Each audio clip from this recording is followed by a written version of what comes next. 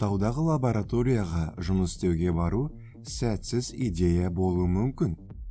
Ал қорқынышты белгісі бар рычагты қозғау одан бетер сәтсіз болуы мүмкін.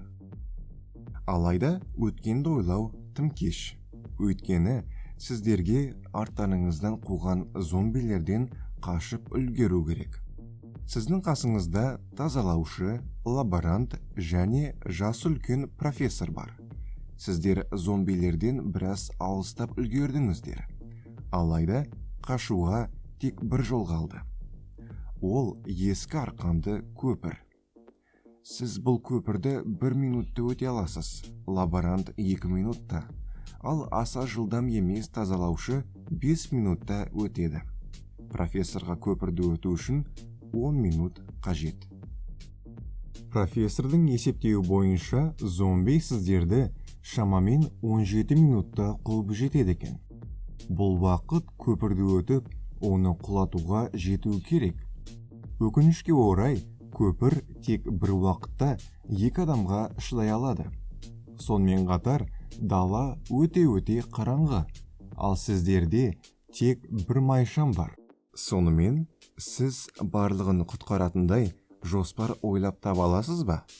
Есіңізде болсын, көпір тек 2 адамға шыдайды.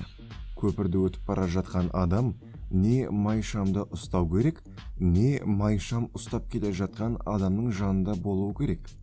4 адамның 4-еуі де қараңғыда бір орында күтіп тұра алады.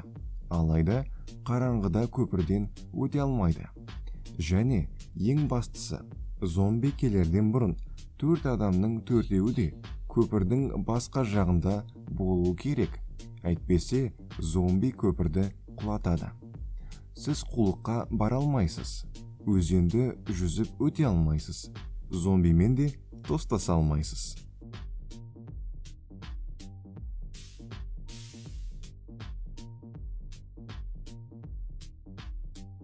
Алғашында сізге қандай жағдай болмасын, 1-2 минут жетпейтіндей көрінуі мүмкін.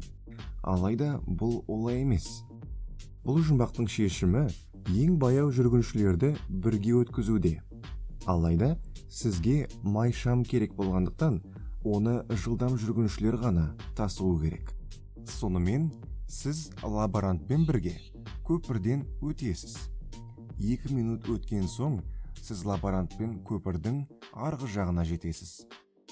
Сіз ең жылдам болғандықтан, майшамды алып, артқа қайтасыз. 3 минут артта. Ал қазір ең қиыны, профессор мен тазалаушы майшамды алып, көпірдің арғы жағына жетеді. Олар жеткен кезде тек 4 минут уақыт қалады. Ал сіз әлі көпірдің басқа жағындасыз. Сол кезде лаборант шамды алып сізге қарай жүгіреді. 15 минут өтті. Сіздерде дәл 2 минут қалады. Көпірді өтіп болған кезде дәл 17 минут өтеді. Сол кезде сіз көпірді құлатасыз. Ал енді ойланыңыз, мүмкін келесі жолы тауға жұмысқа келу сәтсіз идея шығар.